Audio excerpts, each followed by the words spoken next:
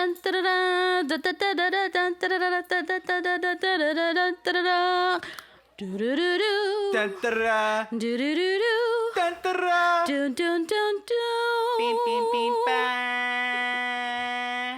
going on? Oh my goodness. Just feel it. I'm trying to just take it all in, guys. This one's harder. This one's a little harder. This is harder. This is the second time we've had to do this. This is our second attempt at recording this episode. Guys, welcome to the For Real podcast. We are your hosts, Nicole and Monty.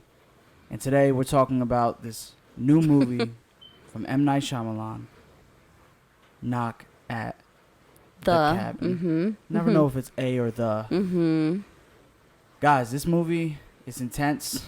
We went into depth in our video yesterday. Yes, yesterday, 11 p.m. Long, busy day. Yeah. Went into depth, and my Mac was not allowing me to do things, so I had to delete things. And I thought that I was deleting an old podcast episode. Nope. That podcast episode, the name of it was the old one, just onto this recording. And, and I deleted the audio, so we were screwed. And we are here now. And I need you to do me a favor. This is probably... Who, me? Yeah. What's I that? need you to get up. I need you to go to the microphone. And on the top of the microphone, there's a switch. Switch it to 0 dB. How did that just come to you? It just came to me. Let's go ahead. Guys, I know this is different. This is what frustration does.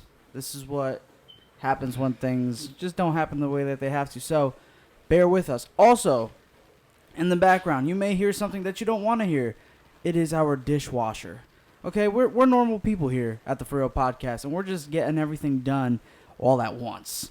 So, this is what we're doing. Baby, did you find the switch? I think so. It was from off, and then I just had to move it once to the left. Perfect. Danny, I am sorry for just switching that late, but it's better late than never. So, we are here. And, babe, let's get into this. I'm going to let you start since you're frustrated.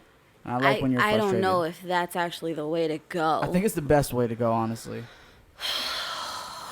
Man. All right. Can I run it back real quick? Not run it back, but can I just reel it back? Please. I want to say thank you to everyone who tapped into our last episode, Jim versus Adam. You guys really came through.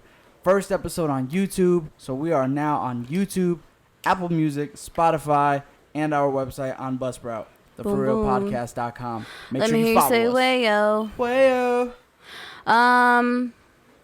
Gosh. I know, man. This one feels so much different than Don't Worry, Darling. I don't know if it's because yesterday was so genuine or fresh revelation yesterday, while we were speaking, so now it's a little tougher to oh yeah, and then Don't Worry, Darling, we saw 3 times, where this one we just saw it once. Right. All right, so let's just talk about the movie. Synopsis. The movie. You're on vacation with a married couple and their adopted daughter. The couple, yes, if you've seen the preview, is a same-sex couple. Yes. They're on vacation in a cabin. They are approached by 4 strangers. The strangers actually don't even know each other either, briefly.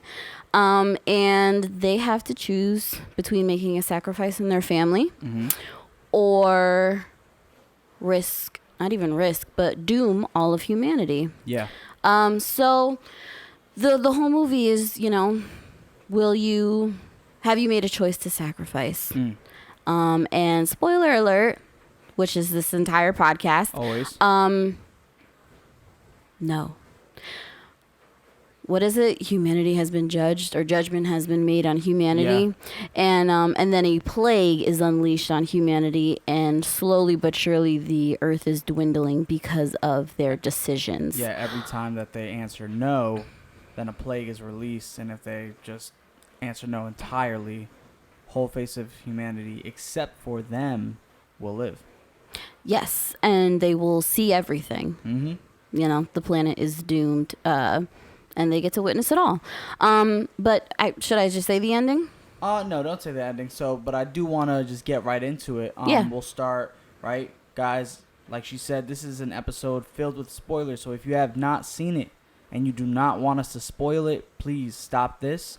Go and see it, man. The experience, and I promise you, from my personal opinion, it is worth every bit of the watch. The menu was great, but maybe someone wouldn't want to sit in the movies to see the menu because of their particular taste. But this movie right here, I feel like anyone can enjoy this movie. If you can't enjoy it, I don't know, like, because there's only, like, the one thing that I feel like people don't like, and it's trying to figure it out, and they get mad when they can't figure it out. That's the only thing, that's the only way I think someone won't enjoy it. Other than that, great watch. Well, I do like, somebody had asked, is it worth seeing in theaters? And I think I know the intent behind that question, which is like, it's like a Jurassic Park. Is Jurassic Park worth seeing in theaters? For sure, because of the grand scale. You know what I mean? I guess this one, it's not necessarily like you need to be there to see something on the big screen. What I think you need to see it in theaters for is for the entire experience for itself. Yeah. Is the seclusion of being away from home, being away from your comfort, watching the movie in the darkness, because we know, like, even at home sometimes we have a little light on or something. And the sound, man, the sound. Yeah, for sure. Important. Man, I've been trying to get this woman to let me get an entertainment freaking surround sound system because it is worth it. You see what it's like in the movies. Now, granted, I know, well, no, because the movies, let's be honest, Regal, I love y'all, but I'm going to tell you something. Your chairs nowadays starting to give me headaches. Starting to give us both headaches. Yes. Not going to lie. Yeah. Got to fix it up. There doesn't need to be a cushion behind my head. Regal on Medlock Bridge Road, right? That's it. Medlock Crossing. Medlock Crossing. Y'all need to change them chairs because they suck. But the sound, man, the sound. And like she said, it being completely dark is what just brings you in immediately. And we want to talk about immediately. This movie, as soon as it starts. Go ahead, segue into it.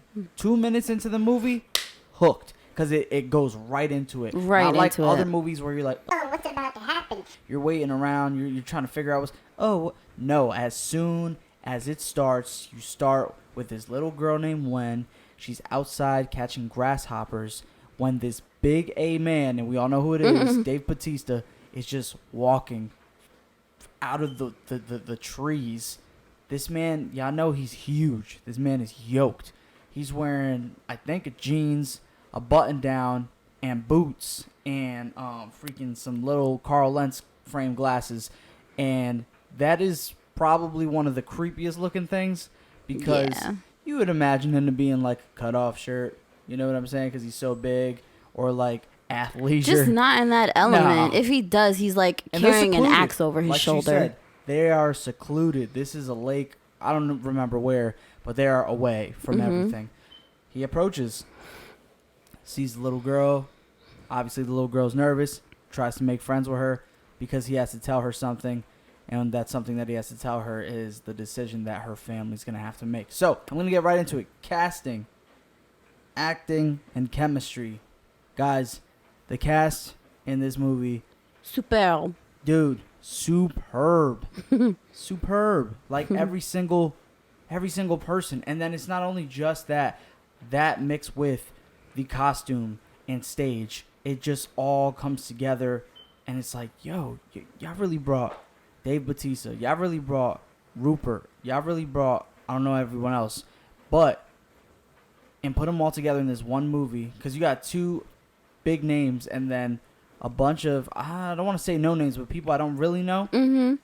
But they all complemented each other and everything just moved so harmoniously. Yeah, like I said, they really owned their characters. You felt like they were the people that they said that they were. Even Bautista.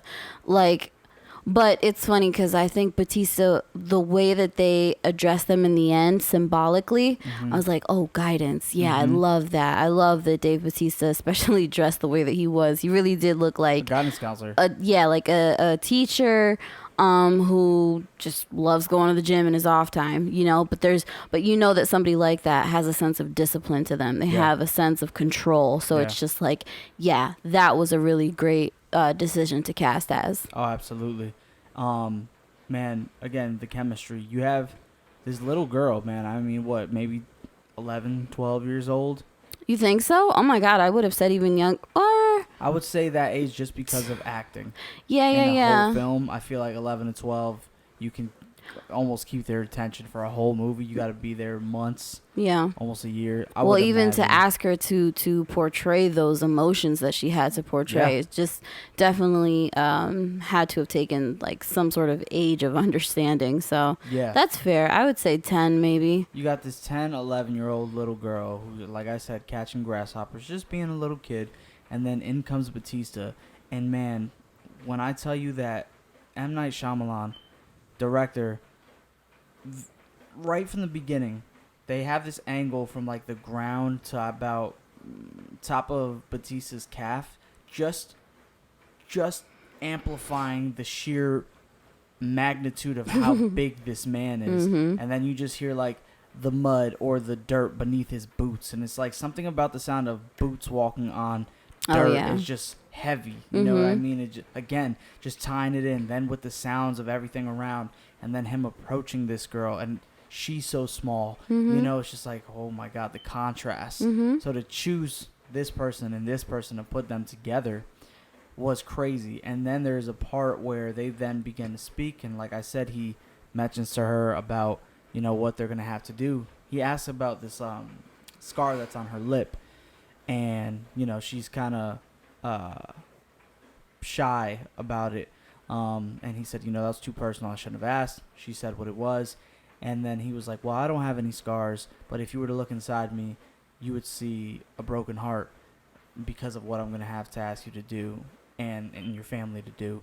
And for a little kid to show, like, what the heck is this guy talking about? Again, just for her to act that out, I was like, man, that is nuts. Yeah. You know, that's nuts. What I loved with the cast was, like you said, their chemistry really complemented each other. I think that was a really great interaction too. You see Wen first in the beginning of the movie, very gentle. Even the way she's catching the grasshoppers with two hands, you know, and she's being very gentle with them.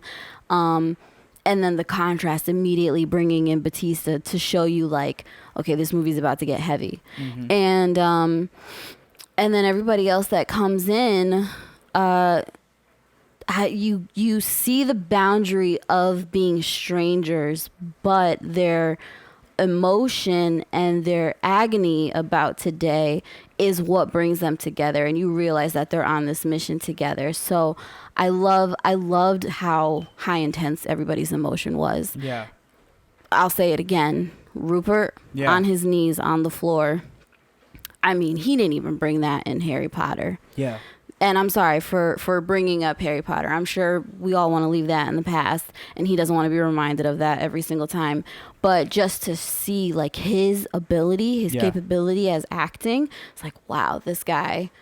Because what did you say? You said like about doing it over and over again. Like what if there were multiple takes? People think that this is all right off the rip. It's like these people have to do it over and over again. One, if they messed up. Two, if the director just wants multiple takes to choose the best one. You never know what he's going to end up delivering after the, you know, maybe the frustration would make you, you know, do it even And guess more. What I found out? What? He didn't use any lighting for this. No way. All natural light? Natural lighting coming in through the cabin. Imagine a cloud. Imagine a cloud is going by, and he's just like, hey, cut. We got to cut until this cloud goes by because we're losing some light here and whatever. Literally. And then, oh, the sun is out. All right, ready? Boom. Let's go. Everybody into character. Yeah, and like that back and forth, that jumping around alone is just like nuts. Yeah. Holy smokes. Yeah, so the acting, even the little girl, there's a part where Wen gets really emotional. She's trying to distract everybody so her dads can try to break free from their bondage.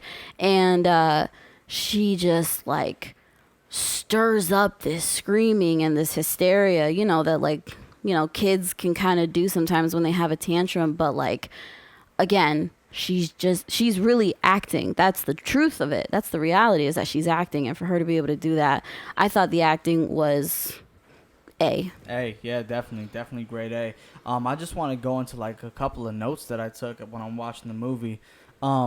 Dude, right off the rip, the movie starts with a classic Universal Studio, I guess, logo that just pops up on the screen. Very rustic, very old-timey.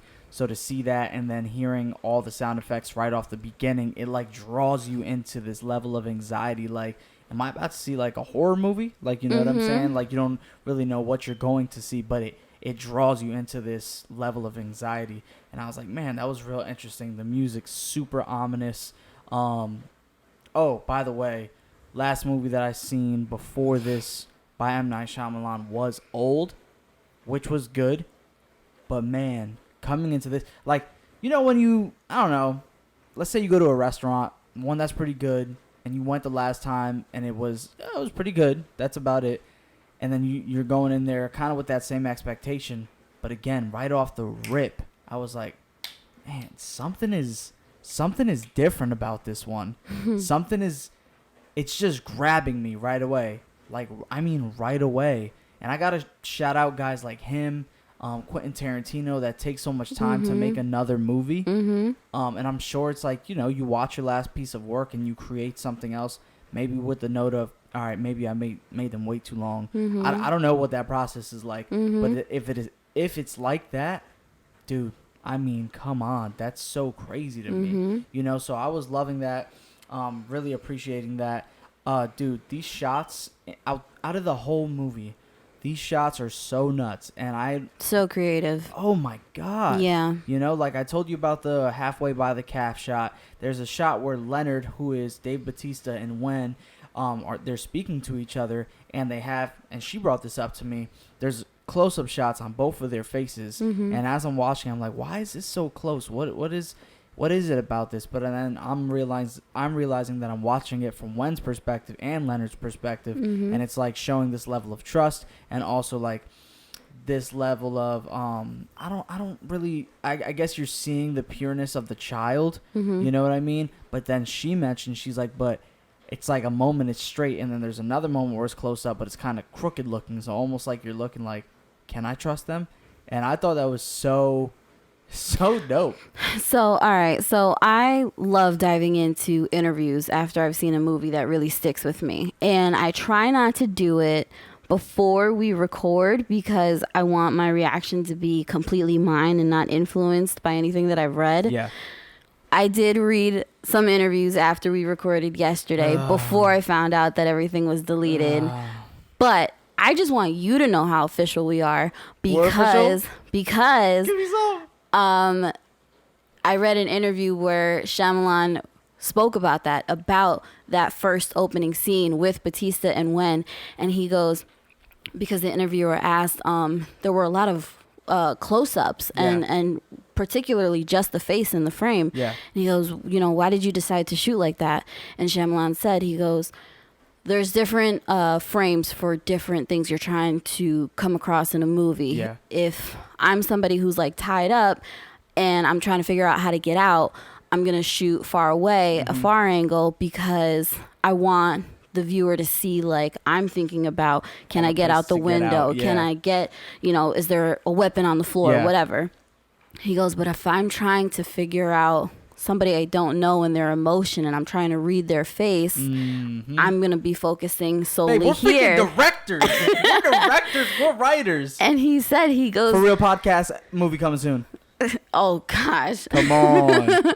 And he specifically said, I did just the face because you can imagine Wen is trying to figure out Bautista. Bautista's trying to figure out Wen. Yep.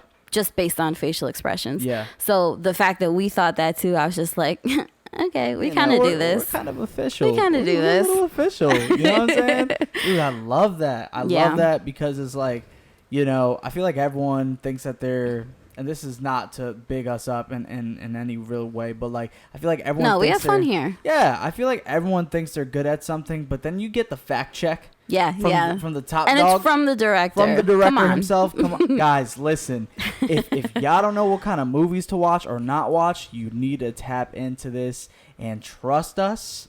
Watch or not watch, whatever we decide. I feel like we've been pretty spot on so far. Mm-hmm. Right? Yeah. I'm feeling good. And, I don't think we've ever mentioned it, but this is kind of why we agreed to start the podcast, was because we would be approached frequently about like, hey, have you guys seen this movie? Did you like it? Did you not like it? What did you think of it? Yeah. Especially Armani. A lot of Armani's family will ask him That's Ritz. for movie recommendations. So we felt more or less like, oh, these conversations are pretty cool. Like maybe we should involve other people in them and everything. And I love when like I don't have much to speak about with someone, and then like you just get to talking small talk. What are your interests? And then you just land on you like movies, and then you can go. Especially like, with movies that really impact you. Yes, you know what I mean. It's just such a dope thing that I love. It doesn't feel like work. Obviously, when you have to do it twice, it sucks. But, dude, I know I hate to hammer that in, but But this one hurts. We can agree. This one hurts. Because last night we just got it so into depth. Ritz, back up, so into depth, so serious. Because, dude, this movie really like rocked me to my core. Yeah. And I hadn't seen a movie like that recently. I don't think. Yeah, I don't think I've seen something that like really made me think, really made me feel, really made me question my integrity as a person, as a human being on this planet. Yeah, I was going to say the last one that I think I heard you speak this passionately with an inner observation is probably Silence. But even that one's still honed in on like maybe just your faith, how you practice faith. This one is like me as a citizen on this earth. Yes. Like what making you reconsider like your due diligence. Your due diligence, your responsibility, your integrity. And that was still a while ago, so no, yeah, I agree. Silence was probably 6 months ago or something, right? That we watched it. Yeah, man, great movie too, by the way, if you haven't seen it. But I'm gonna get right into the next one, babe. Yes. Writing, pace, and believability. You want me to answer it? Yeah, go for it. Oh, so the pace we already said was immaculate. I love when you don't have me waiting too long. And the thing is that you're thinking, I don't know anything Can I get some about eye contact. I love you. Oh, I'm sorry. They're watching us. I apologize. I'm here. I'm here. I feel it.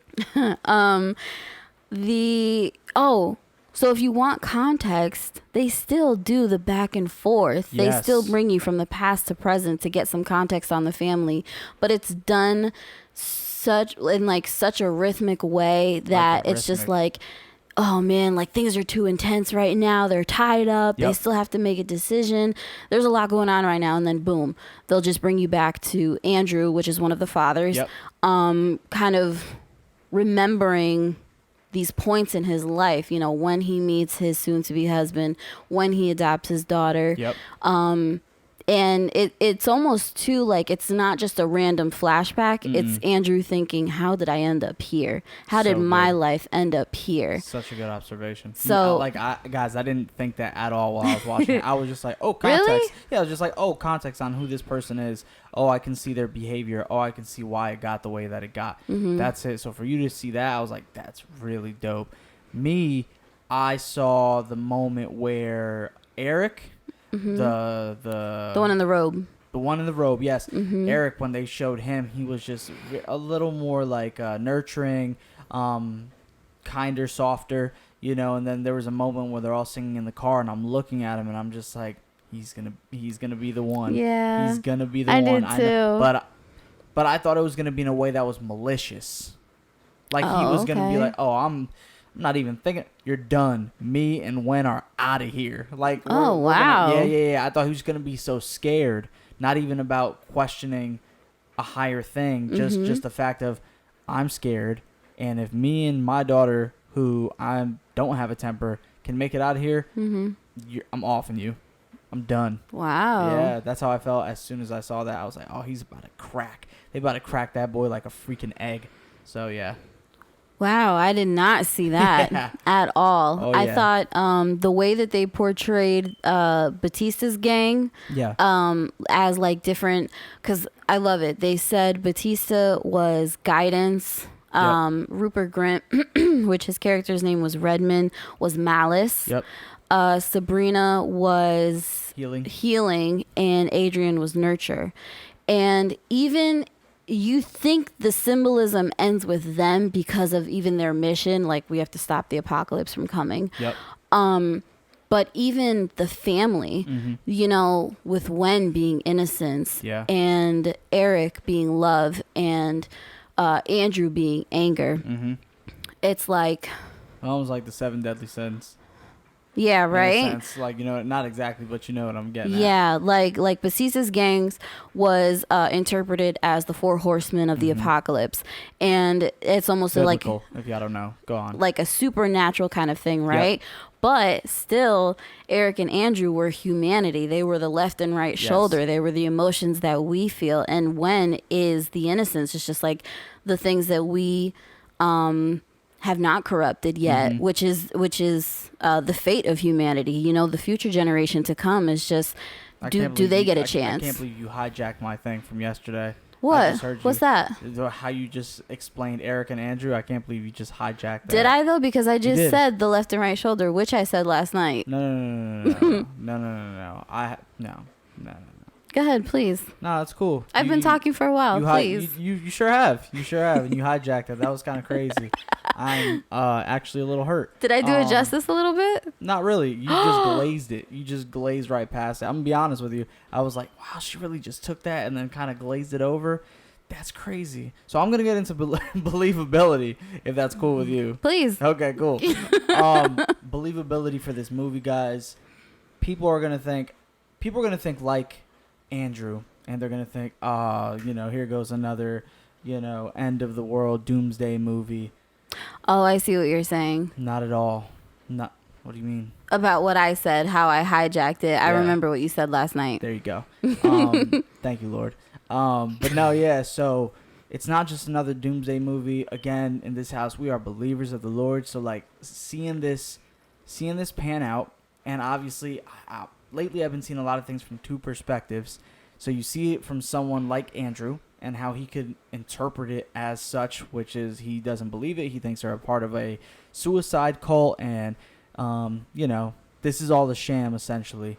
And then you have Eric, who's like paying attention from the beginning, like right away when he's like, you know, tell him to go away, and he has like, yeah, he was much more quieter. He was wording observant. it so well, like he was just crafty in that way. So he's very observant to the detail and what they're doing and why they're doing it, and the facts and the news that they're playing everything on. You see, you know that people are comfortable all the time until something bad happens. Like my uncle says, everyone's, what is it? The moment you get too comfortable, that's when a problem hits. So it's like when COVID happened, you know, we're all just living our lives. Everything's good to go. You know, nothing can happen to us. Boom. Huge thing that flipped this world. You know what I'm saying? Yeah. Same thing with like in the past with terrorist attacks. We're cool, chilling. Nothing could ever happens on the U.S. soil. Yeah. Like it's all these things. So it's And like, to me, it's not unbelievable. It's so believable. It's just a matter of when. I was going to say, just right how you said when. I remember when I heard on the news, they said eventually somebody, like you're only hearing it on the news, but eventually it will get to the point where you know somebody has COVID. Yeah. Or it'll happen to you. Yeah. And when COVID was at its peak, that was like terrifying. Yeah. I was like, dude, I remember, God, somebody I know is going to get COVID. Babe. I could get COVID. Babe, do you remember when they made me stay home because I was exposed to someone who was exposed to someone? Yeah. And I'm over here looking out my window like, today's the day. Like, if this is airborne, I'm done. Yeah. Lord, I mean, and then I took off work because I was with you. And I told my job, I was like, my husband was exposed. I can't get near anybody. I think I need to stay home too. Yo, it was intense. 2 weeks just waiting. It was like, yeah, I remember that show 24. It was like, doom, doom, doom, doom, the clock like ticking. I was like, Do you remember how We dressed up when we went to go get groceries that one time. no. I had on like literal dishwashing gloves and a mask. That's and insane. I think we we got dressed up for this. Oh, yeah. I know that I had a mask and I probably had latex gloves on. I imagine that. I remember people were cleaning their groceries when they were coming back. Yeah. Look, I don't want to get off topic. Yeah. Topic. But yeah, the moment you're too comfortable, that's when a problem hits. Mm-hmm. So I was like, dude, it's only just a matter of when. Go on. Next. Oh. Yeah, sorry. Sorry. I don't want to keep on going down that rabbit hole. No, but so just the script really, because we love to talk about the writing and the dialogue that happens, and this was really a movie where less is more. They say so much with so little, and I think the action of itself and the emotion gives you all that you need to know the severity of what's going on. So the script, not like I don't even know the word. The script, listen to me. The script is incredible because, and listen to me, guys, because I'm one person that I feel like I can't get a message across with few words. This movie, while I usually don't appreciate it, showed me that you don't need to use that many words to get this message across and get you captivated, get you locked into this family, get you locked in also onto the side of these people who are trying to basically save all of humanity.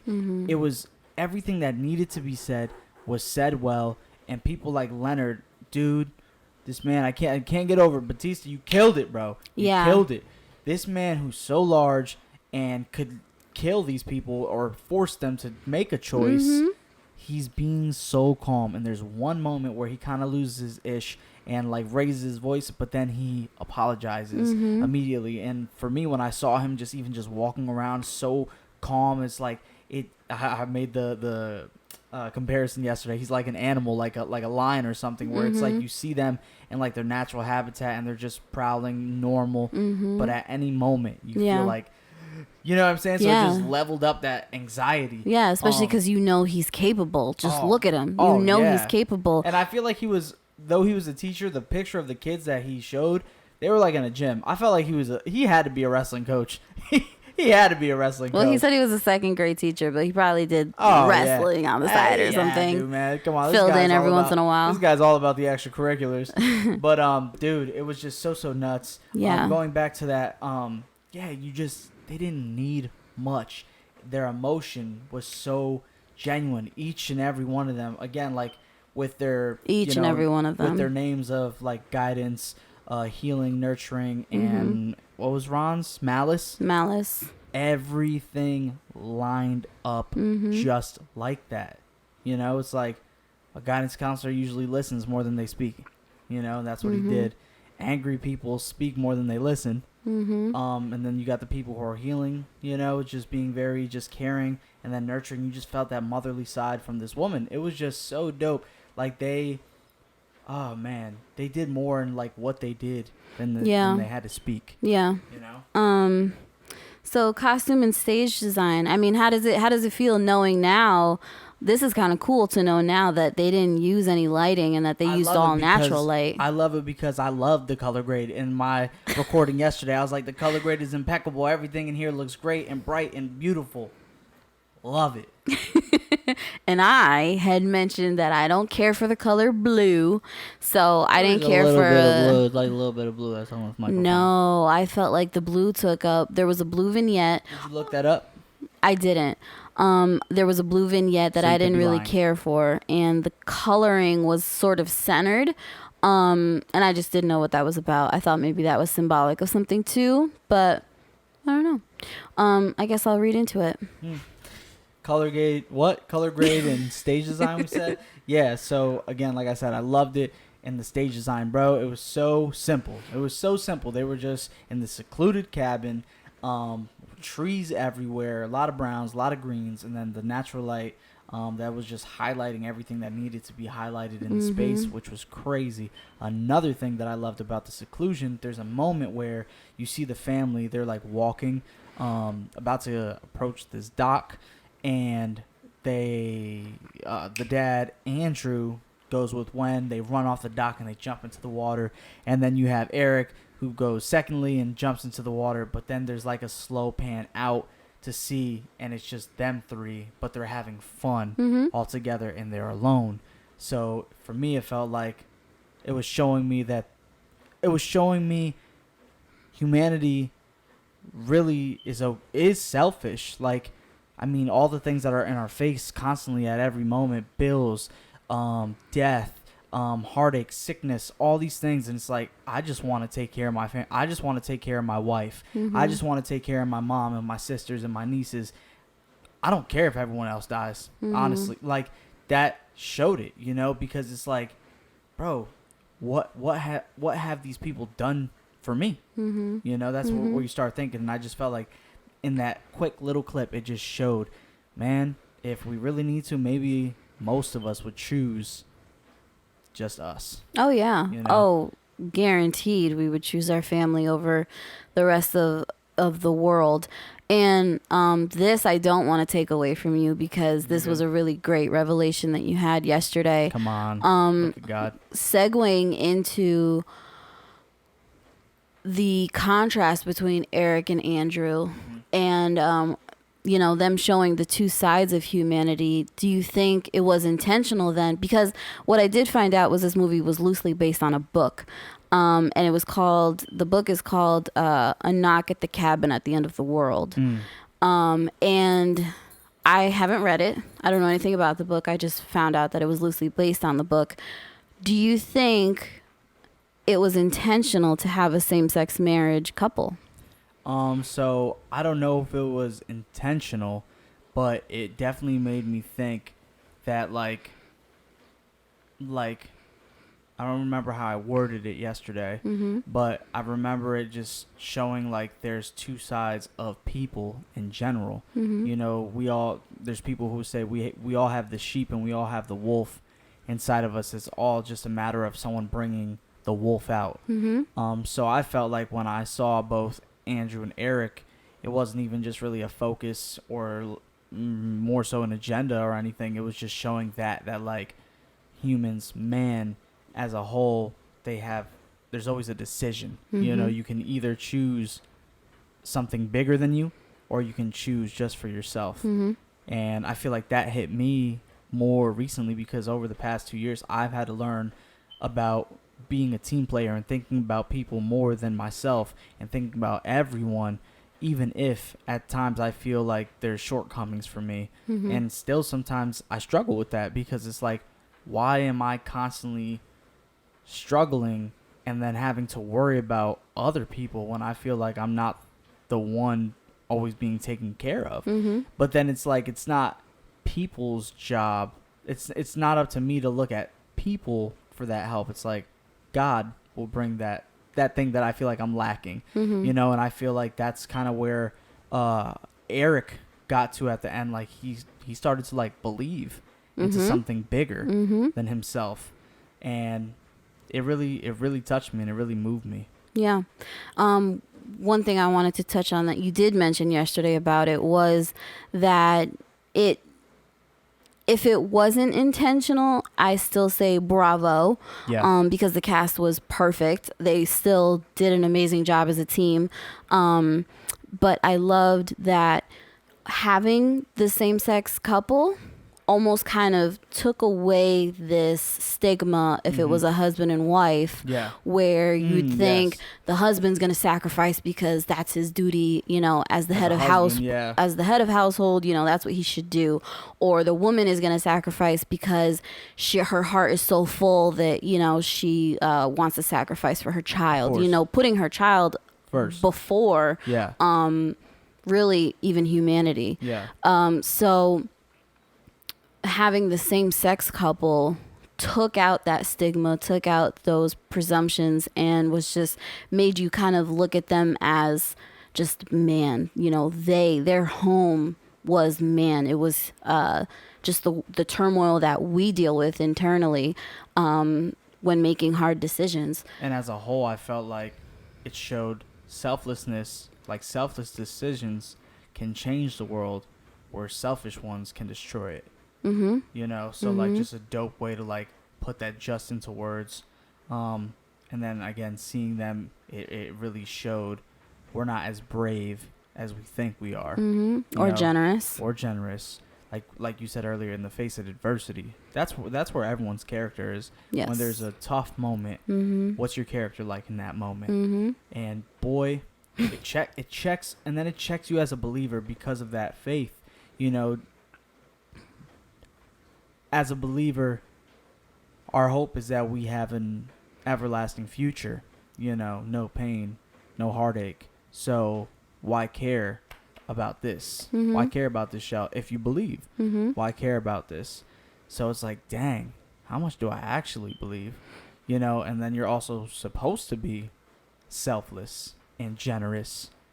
Dang, am I only generous in tithing? Am I only generous in giving to family?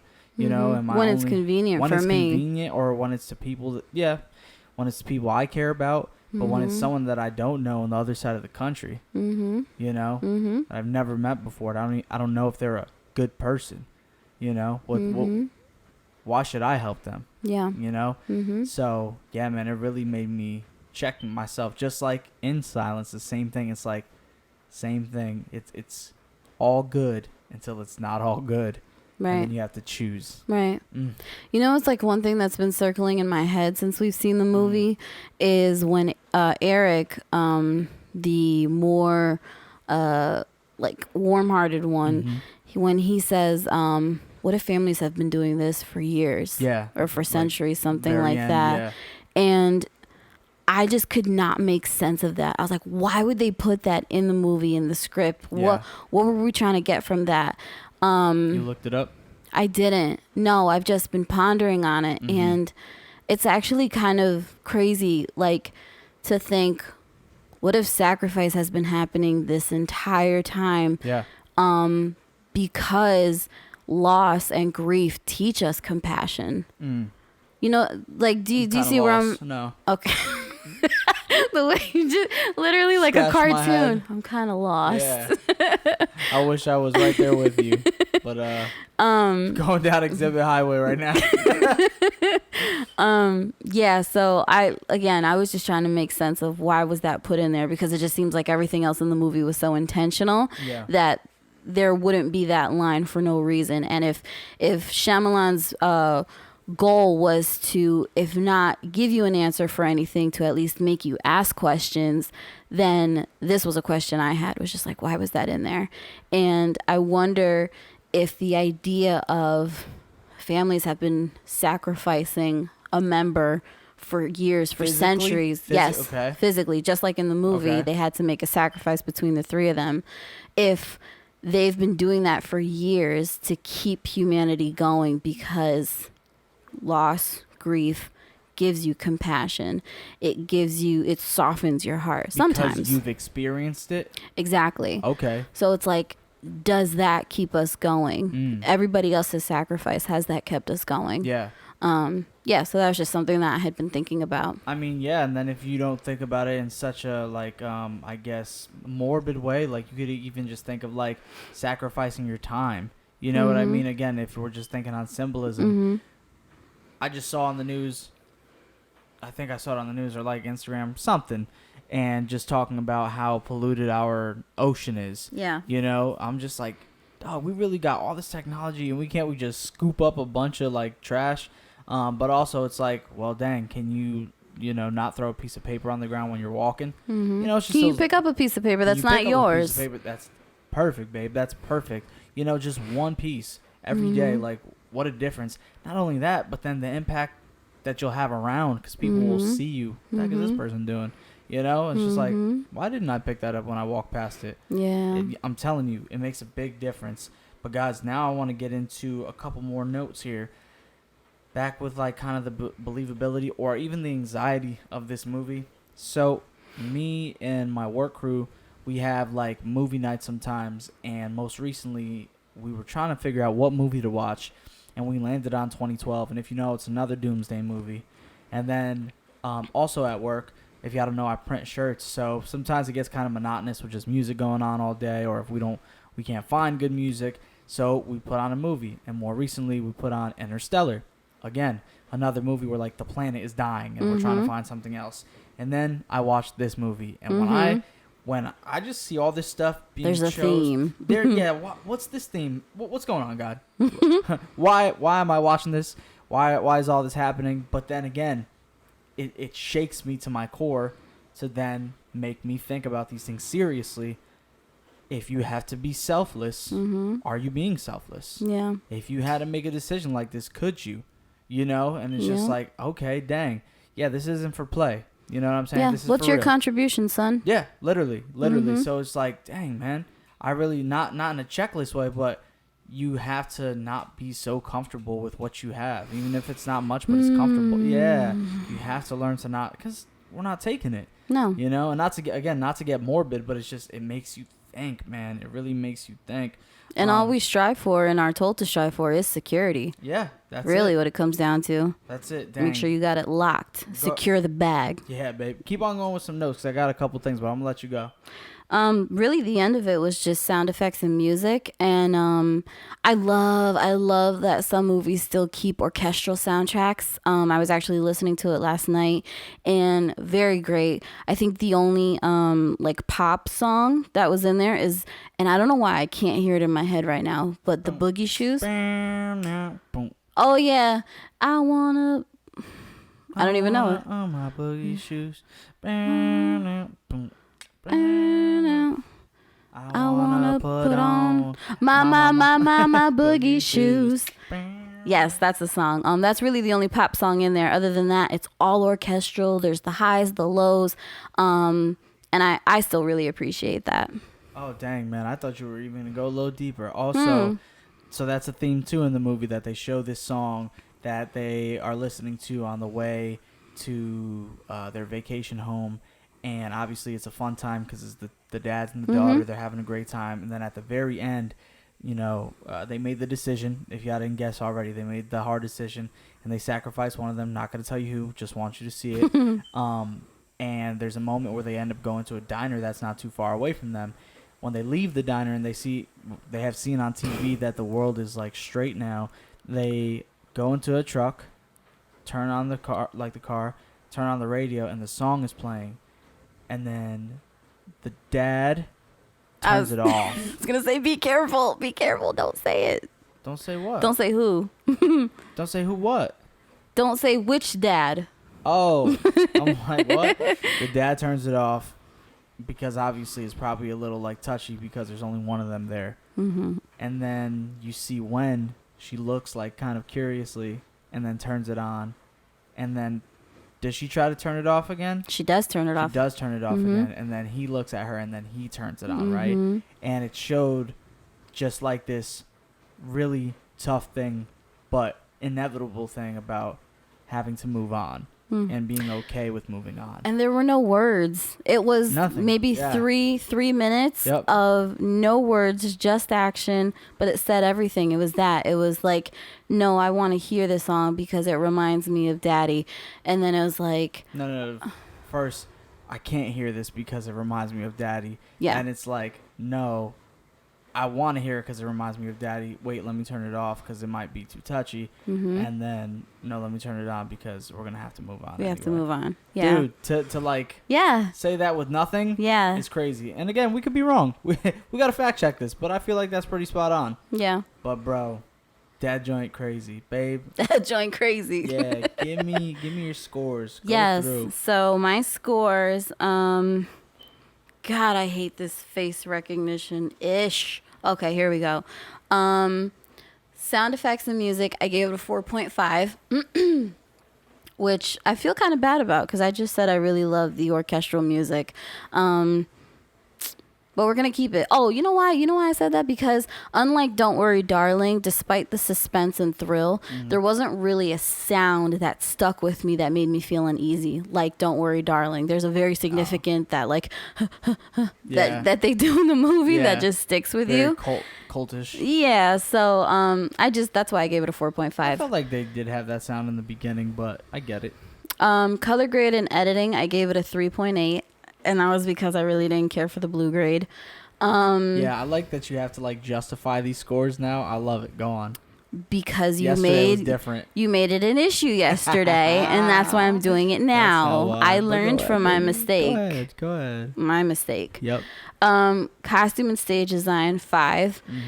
Writing, script, and believability, I gave it a 4.3. Talking and reading at the same time is kind of a job.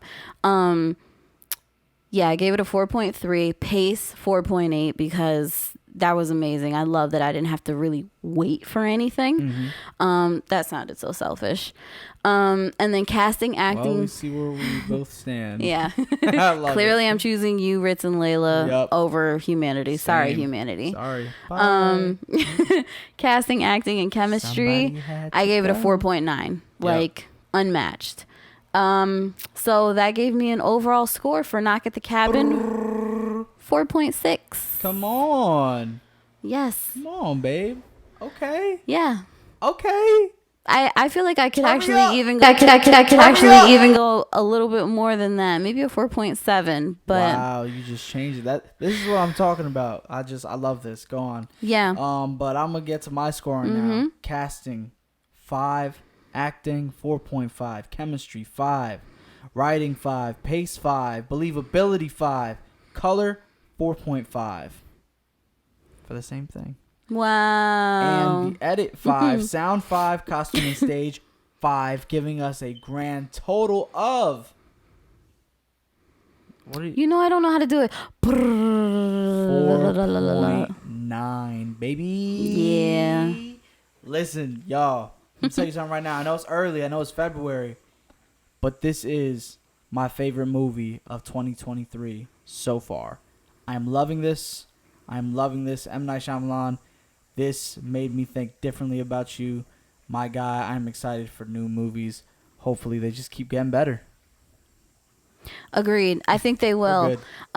Yeah, you guys. know what was really cool? Yesterday, I rushed this so hard. Yesterday, I feel like yesterday wasn't supposed to happen, though. I know it didn't come off as serious. Not for real. But still, I feel like we spoke about what we had to speak about. Probably wasn't as fresh, but didn't have to rush.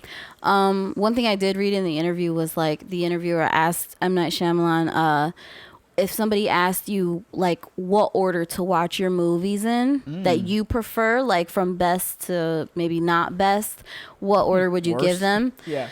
I didn't want to say worst because, worst is degrading. But he said, honestly, I would recommend people to watch my movies from the very first one I made to this one because each movie is a reflection of where I was in my life. So he was like, to be completely authentic and organic, I would want you to see my stream of movies in the way that I made them. No way. So if this is his best one, then it just goes to show the growth. I love that. If this is his best one and if this is accurate to his life and where he's at in his life, dude, he might be searching some faith. He might be dealing with some faith right now. Yeah. Let's go, M. Night. You want to come on the pod, bro, and talk about Jesus? Let's make it happen. Let's make it happen. I love it. Love it.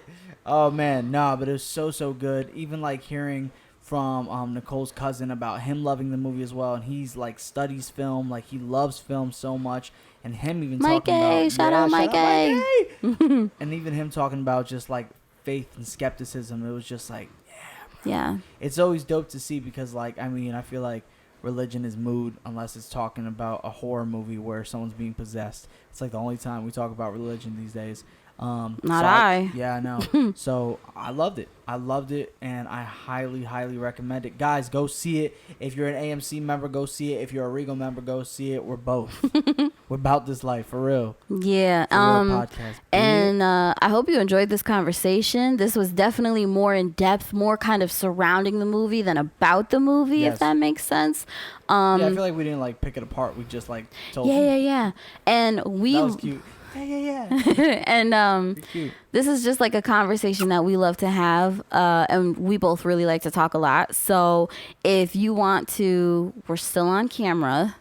if you want to dive into the conversation, you want to tell us maybe any interpretations that you had from watching it, or maybe even like kind of expand on something that we mentioned, please message us, comment, whatever. We have a YouTube now, so light up the comment section. Get in the comment section. Light up the comment section. I know my haircut looks crazy because I don't have one. Because I don't have one. If there's a barber who wants to tap in and just bless your boy, come through, you could cut my hair on the podcast. I don't even care. Let's make it fun. Let's make it happen. Guys, if you don't follow us on Instagram at The For Real Podcast, please do so. If you're not listening to us, go listen to us on Apple under The For Real Podcast. On Spotify, you might have to look up Nicole and Armani, but we're also on Buzzsprout. Yeah, I know. Remember, you can go ahead and try The For Real Podcast. Why not?